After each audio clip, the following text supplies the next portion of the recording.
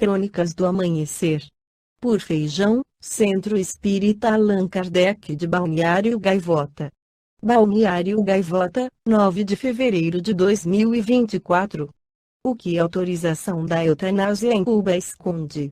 Cuba autorizou a eutanásia na sexta, 22/12. Com isso, a ilha comunista tornou-se o segundo país a permitir esse método na América Latina, seguido da Colômbia.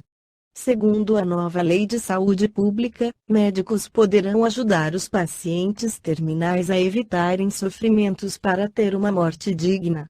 A notícia foi festejada pela esquerda latino-americana como sendo mais um sinal de vanguardismo, uma vez que a ilha já autoriza o aborto.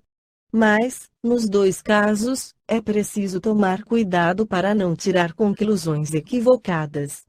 Em Cuba, o aborto cumpre o papel de um método anticoncepcional. O regime comunista prima por ter uma baixa mortalidade materna. Com isso, evita a todo custo a morte de recém-nascidos. Qualquer indício de gravidez problemática ou de malformação no feto é solucionado com o aborto. Além disso, os médicos são pressionados a não registrarem a morte de recém-nascidos, para que o país continue bem nas estatísticas mundiais de saúde. A solução muitas vezes é forjar os registros, declarando como um aborto a morte de um bebê recém-nascido. Com a eutanásia, ocorre algo semelhante. Para começar, a precariedade dos hospitais impede que a ilha tenha uma boa estrutura para pacientes terminais.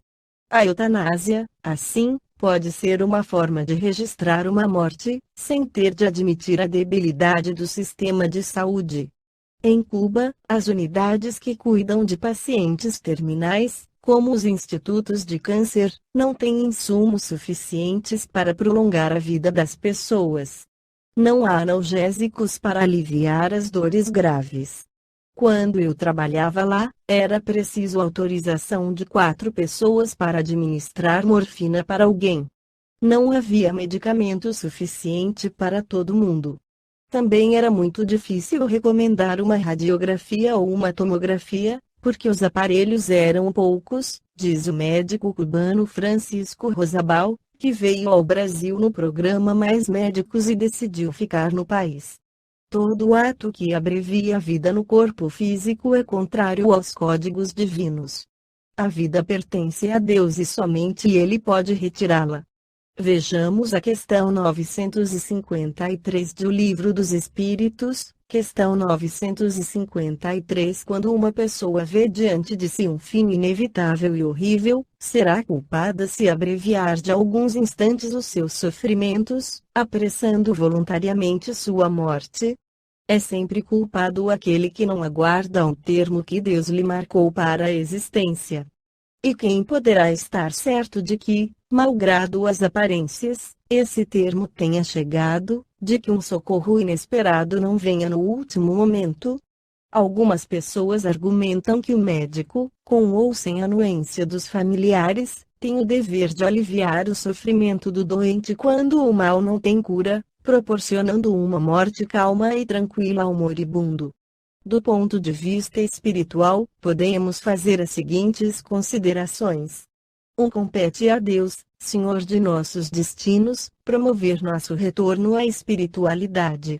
Na Tábua dos 10 Mandamentos, recebida por Moisés no Monte Sinai, onde estão os fundamentos da justiça humana, há a recomendação inequívoca: não matarás. 2. Ninguém pode afirmar com absoluta segurança que um paciente está irremediavelmente condenado.